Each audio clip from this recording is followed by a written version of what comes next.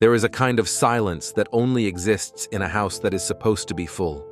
Not the peaceful kind, not the Sunday morning kind. This was the silence that sat behind locked doors and drawn curtains, heavy and wrong, like a hand pressed over a mouth. On a cold evening in late November, the emergency dispatcher on duty in Cedar Brook County answered a call that began the way so many do, breathing, confusion, a voice trying to be brave. I think something's happening next door," the caller said. "The lights are on, but nobody's answering. And there's a noise. It's like a thump, like furniture." The caller's name was Arjun Patel. He lived in the split level beside the Reynolds family, close enough that he could see their kitchen window from his own sink. Arjun was not the kind of neighbor who imagined trouble. He kept to his routines. He waved. He shoveled his part of the sidewalk and sometimes a little extra. He noticed things because he worked from home and his days were measured in small details: deliveries, dog walks, the rhythm of other people's lives. The Reynolds house had a rhythm too. 2 cars in the driveway most nights, a porch light that clicked on at dusk, a teenager who took the trash to the curb with headphones on, eyes down, always in a hurry to get back inside. That night, only 1 car had been there earlier. By the time Arjun noticed it was gone, the street had already turned dark. He didn't think much of it at first. Parents ran errands. Couples went out. Teenagers stayed home.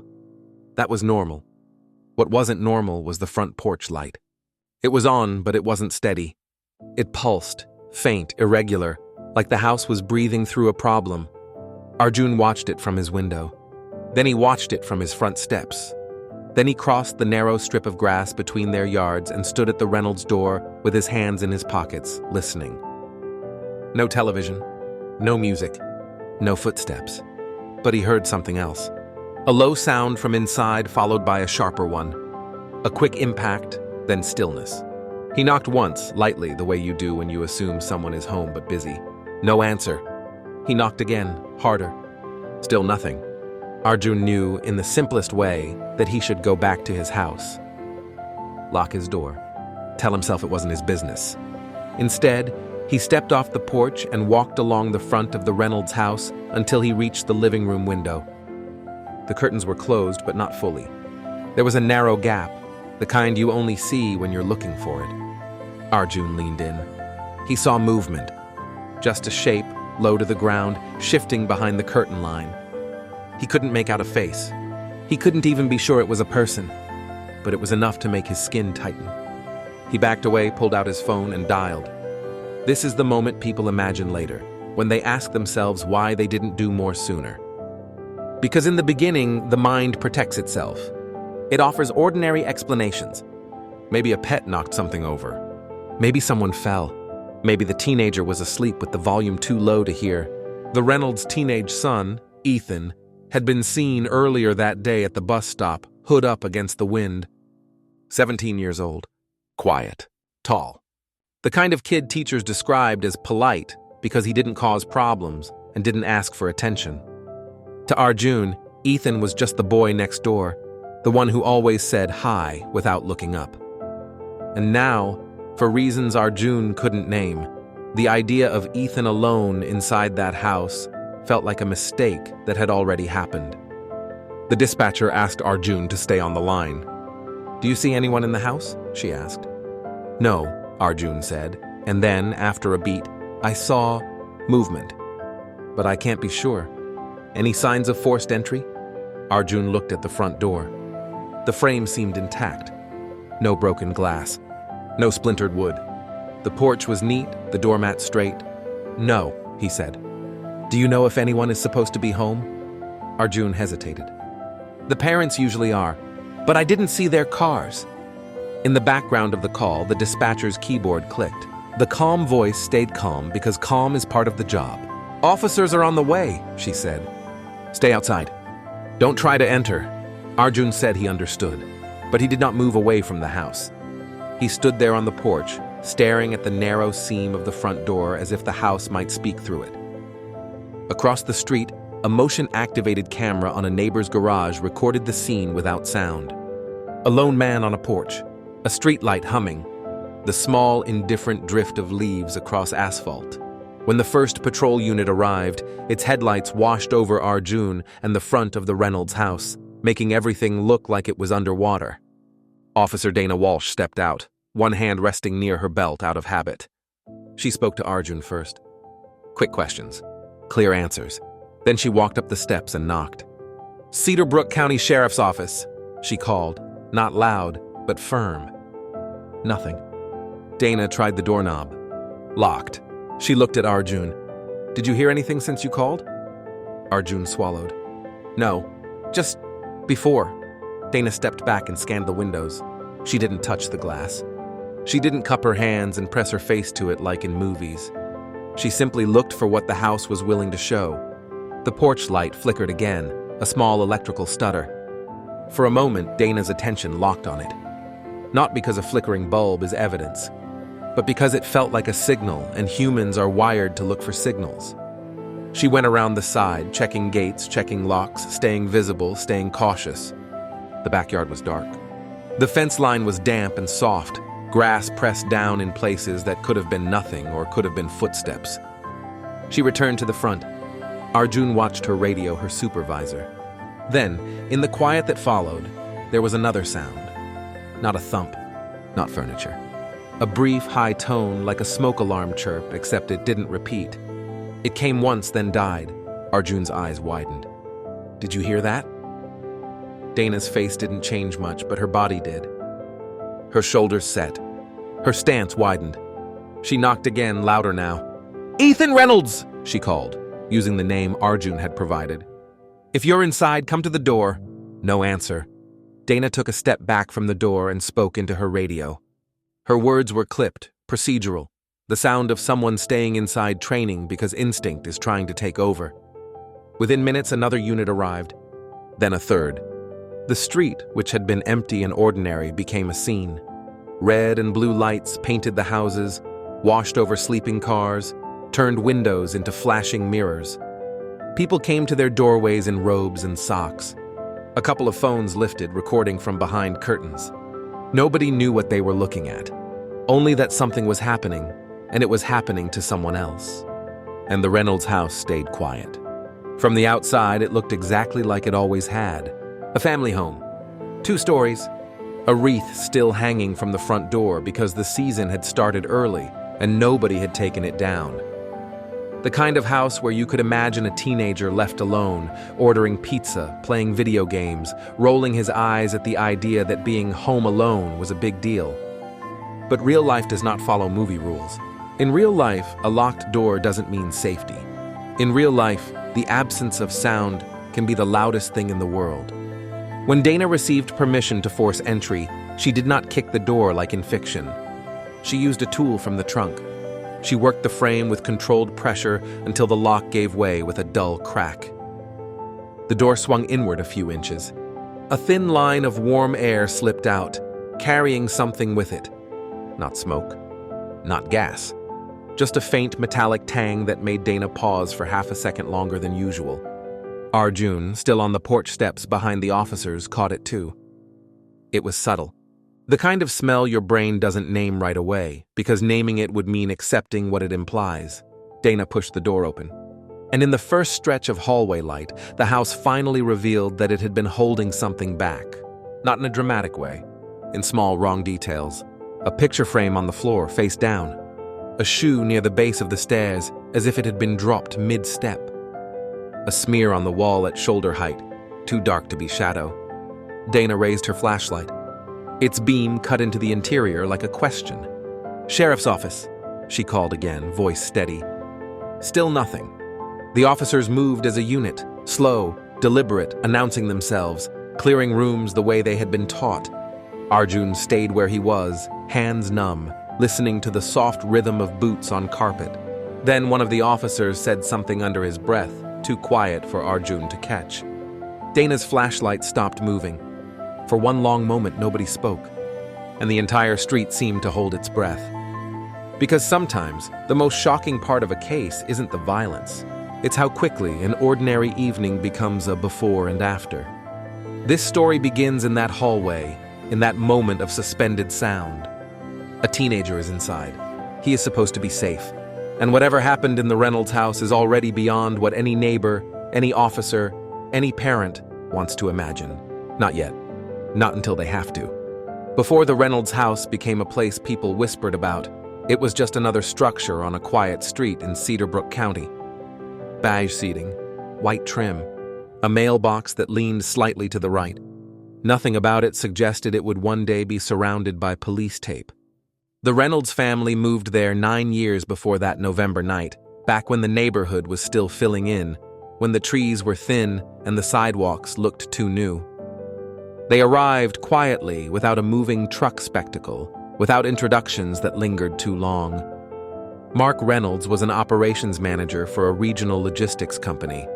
He left the house before sunrise most days and came home after dark with the tired posture of someone who spent his life solving problems that never stayed solved. He was methodical, predictable, the kind of man who parked in the same spot every time and kept his keys on the same hook by the door. Laura Reynolds worked part-time as a dental hygienist. Her schedule shifted week to week, but her routines didn't. Grocery shopping on Wednesdays, laundry on Sundays, dinner on the table by 6:30 when she could manage it. To neighbors, they were courteous but distant. They waved. They smiled. They didn't linger. Their son, Ethan, grew up on that street. He learned to ride a bike on the same cracked asphalt where patrol cars would later park bumper to bumper. He went through phases the way all kids do. Soccer for one season, guitar lessons that didn't last, a brief obsession with astronomy that ended when the math became too heavy. By the time he reached high school, Ethan had settled into something quieter. He was tall, already broader in the shoulders than his father, but he moved like he was trying not to take up space. Teachers described him as well-behaved and reserved. He turned in his assignments. He didn't cause disruptions. He was present without being noticed.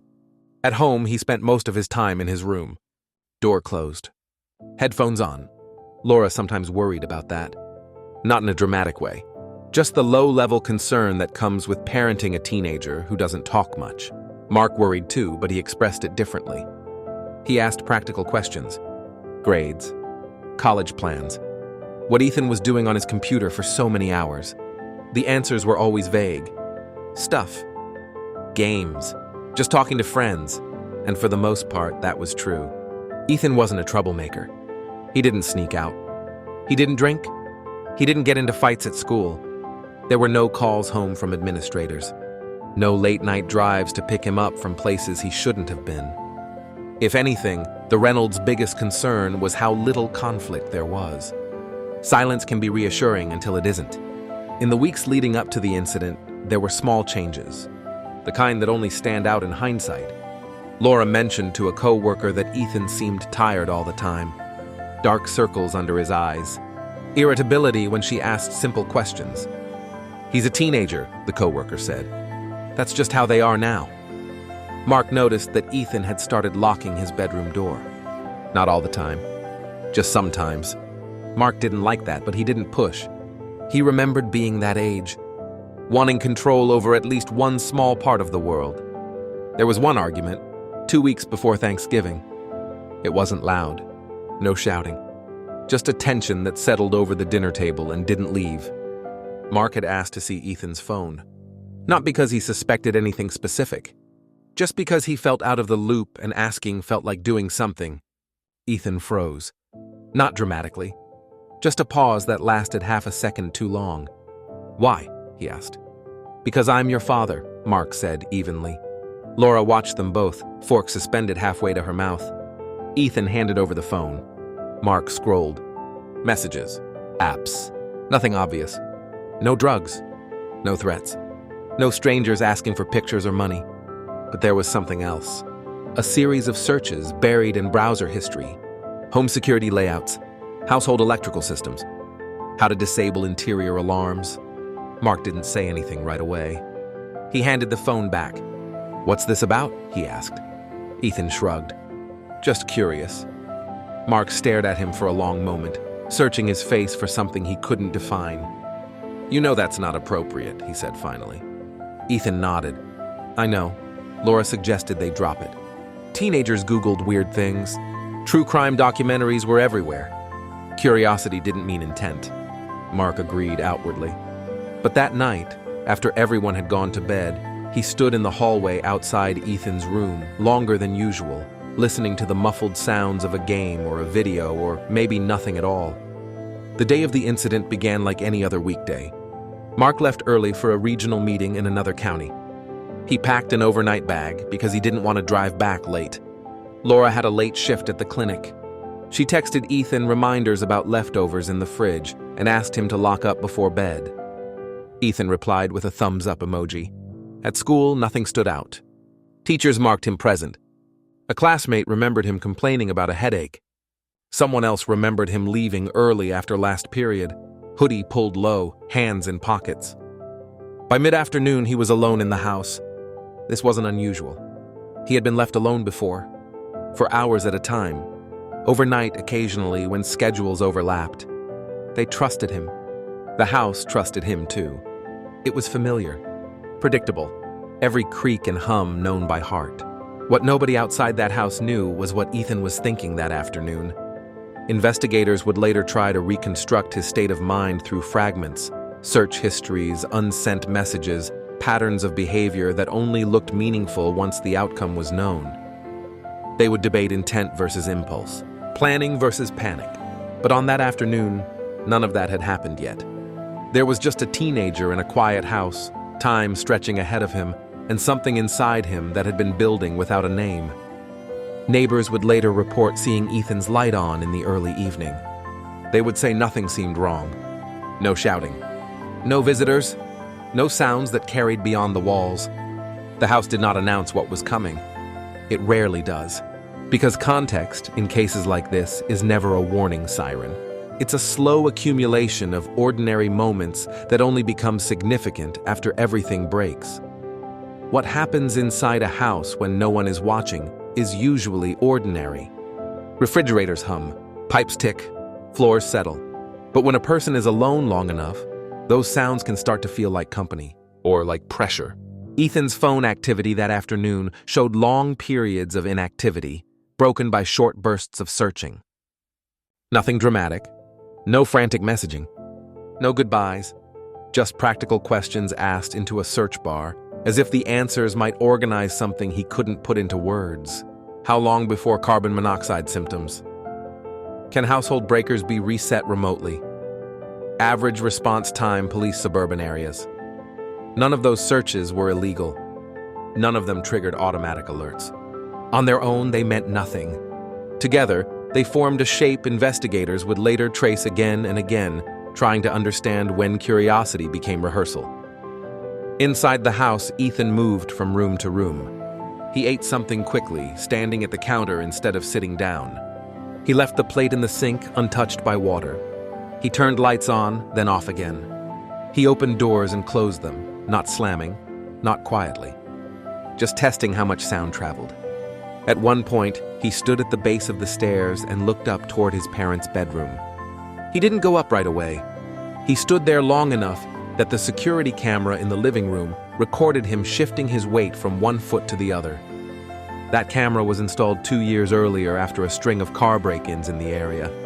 Mark had positioned it to face the front door and part of the living room, more for peace of mind than fear. Ethan knew exactly where it was. He walked out of frame. When he returned, the camera was covered. Not ripped down, not destroyed. Covered. Later, when technicians reviewed the footage, they would note the care in that choice. Covering preserved the device. Destroying it would have been louder, more final. Upstairs, Ethan went into his parents' bedroom.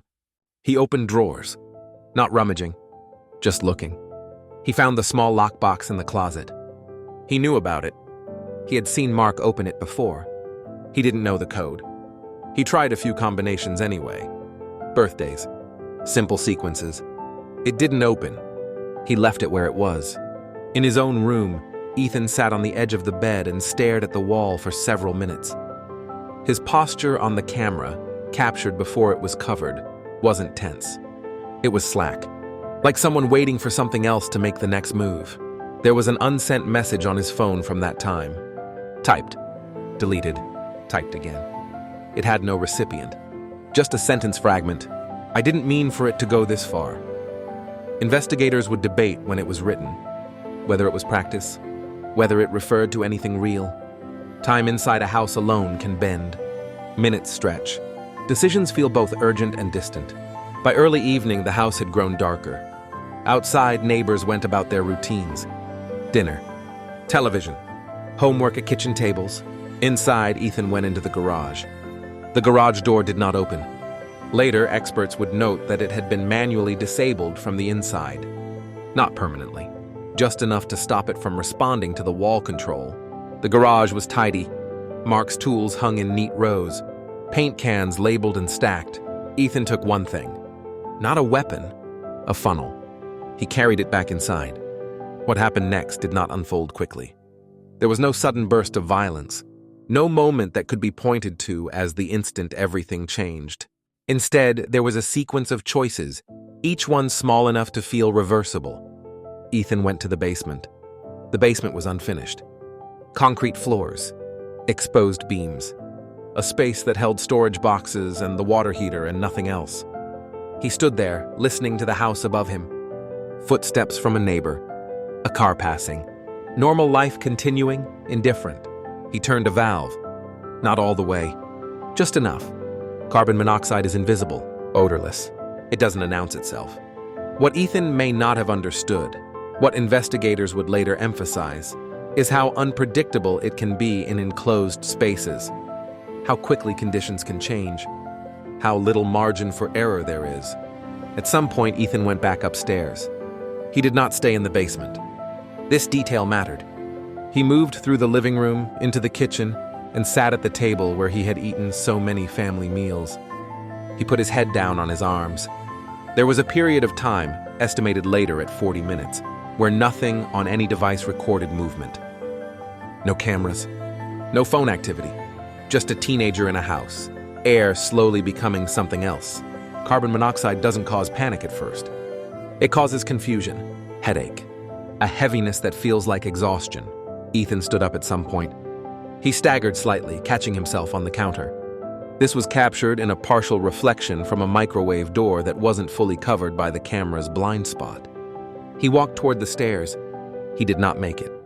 Ethan collapsed in the hallway, knocking over the picture frame Dana would later see face down on the floor. The shoe came off when he fell. Downstairs, the gas continued to flow. Upstairs, the house absorbed it.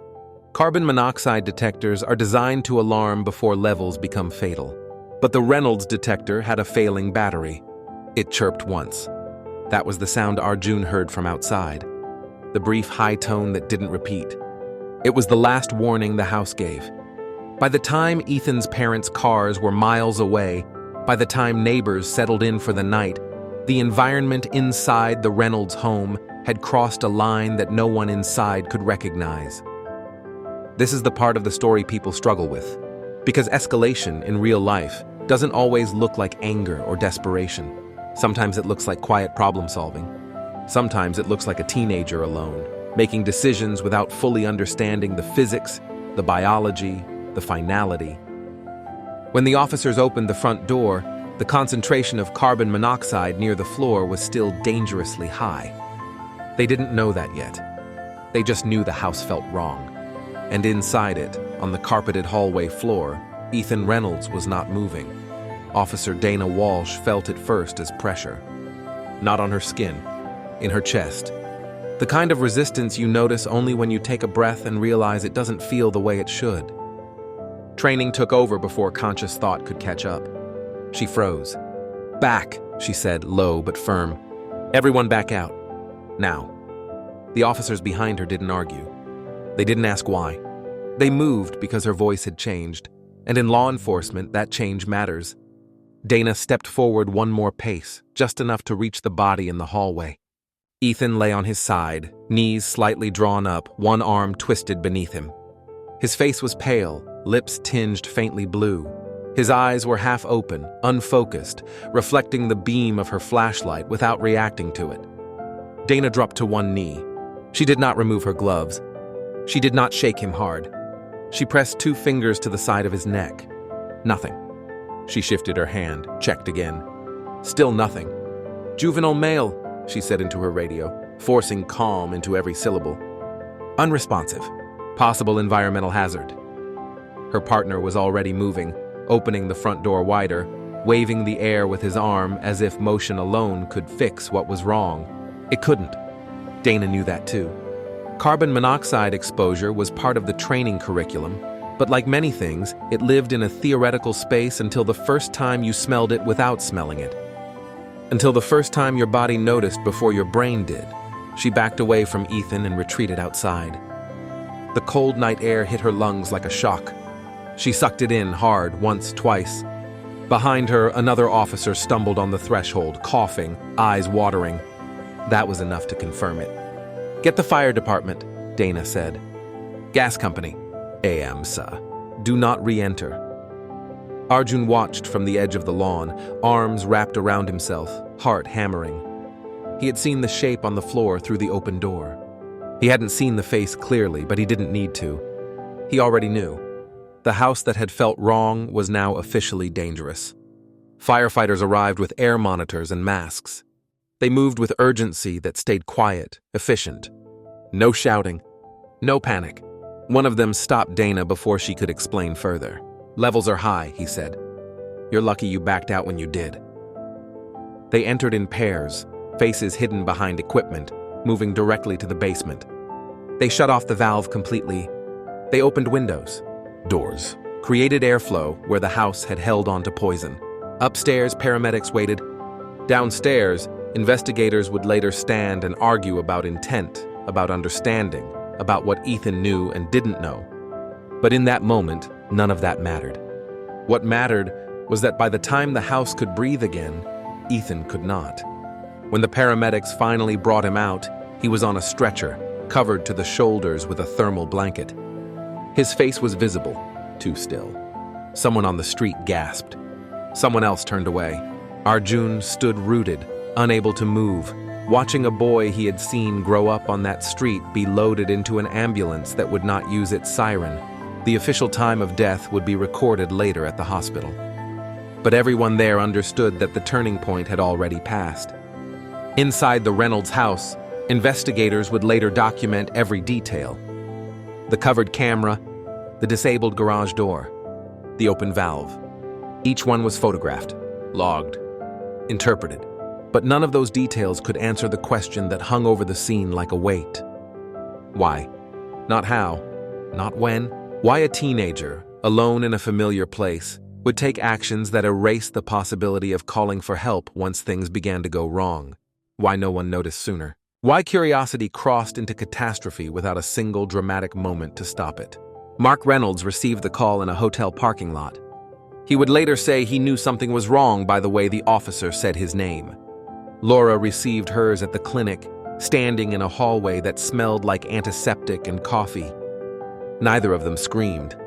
Witnesses would say they both went very still. This is the moment where stories often become about blame, about parenting, about warning signs missed or ignored. But standing in that driveway, watching the ambulance pull away, there was only the weight of an irreversible outcome. A house meant to keep a family safe had become the site of their worst loss. And nothing anyone said or did from that point forward could change that. The Reynolds house did not return to normal after that night. It didn't even try. By morning, yellow tape stretched across the front yard, fluttering slightly in the cold air. The porch light was off now. The flicker had stopped.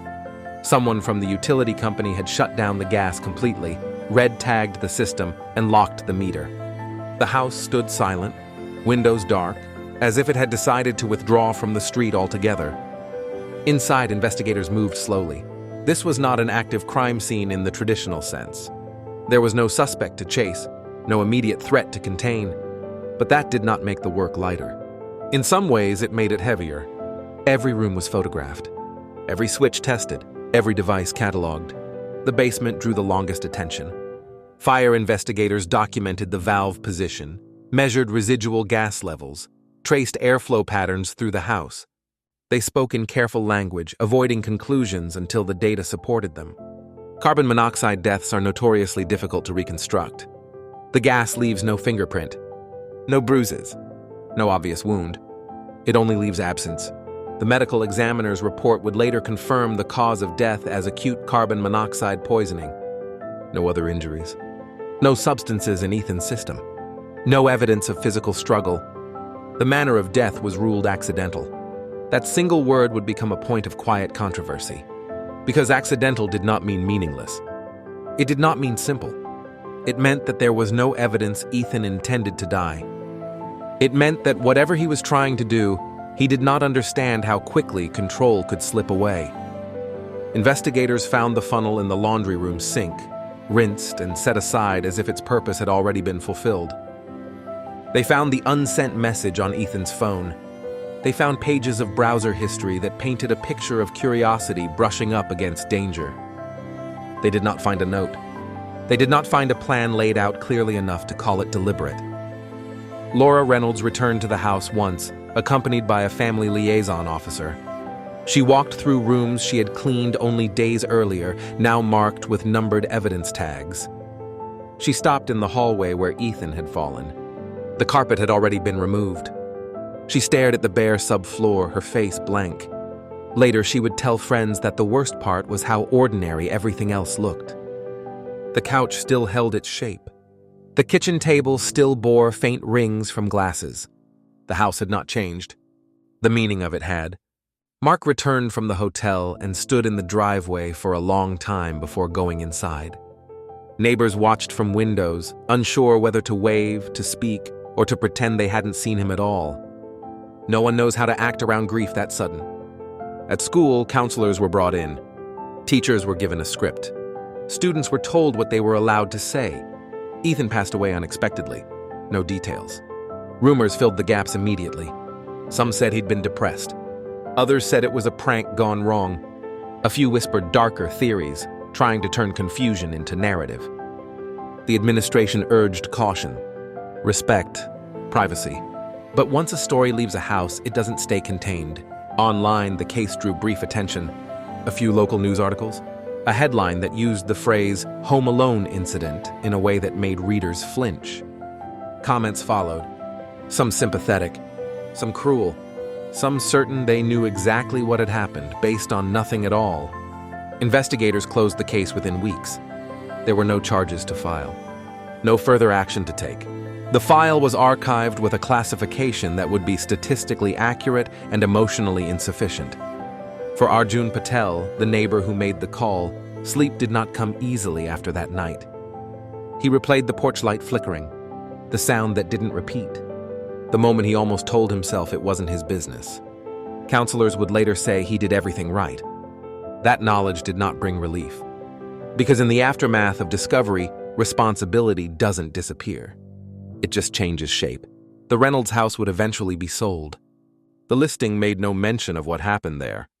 It never does. But for those who knew, who had stood on that street under flashing lights, the address would always carry an extra weight. Not because of what Ethan intended, but because of how close ordinary life can sit to irreversible loss. In the months after the investigation closed, the Reynolds family stopped using certain words. They didn't say basement. They didn't say detector. They didn't say alone. Language, for them, became something that could reopen doors they were trying desperately to keep shut. Mark returned to work after taking extended leave. His co-workers noticed that he arrived earlier than before and stayed later. He volunteered for tasks no one wanted. Travel, weekend coverage, anything that kept him away from the quiet house that no longer felt like a home. Laura did the opposite. She reduced her hours. Some days she didn't leave the house at all. Friends brought food she rarely touched. Cards stacked up unopened on the kitchen counter. Grief did not make them closer. It didn't tear them apart either. It placed something between them that neither knew how to step around. At night, Mark sometimes stood in the hallway outside Ethan's room, just as he had before, listening to nothing. Laura stopped going upstairs entirely. The room stayed closed. Inside it, nothing had been disturbed since investigators left. The bed remained unmade. A hoodie hung over the back of a chair. A pair of headphones lay where Ethan had last set them down. Time had frozen there, even as it moved everywhere else. The school planted a tree in Ethan's name near the athletic field. A small plaque, neutral wording. Students passed it without stopping. Life continued. That, more than anything, unsettled Laura, because the world did not pause long enough to acknowledge what had been lost. In interviews given much later, carefully worded, limited in scope, officials emphasized prevention, detector maintenance, education, awareness. They did not speculate about Ethan's intentions. They did not assign blame. But the story, as it circulated quietly through community memory, shifted anyway. It became a cautionary tale, a reminder, a warning told in fragments.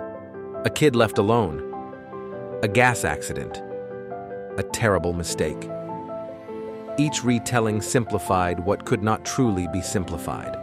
Because the truth sat in a narrow space people don't like to look at. A space where curiosity, misunderstanding, and isolation intersect. Where control feels possible until it suddenly isn't. Where a teenager, trusted and familiar, makes choices without grasping how little room for correction there is once invisible systems are disturbed. Years later, another family would live in that house. They would repaint the walls, replace the flooring, install new detectors with fresh batteries. They would laugh in the kitchen. They would feel safe, and they would be.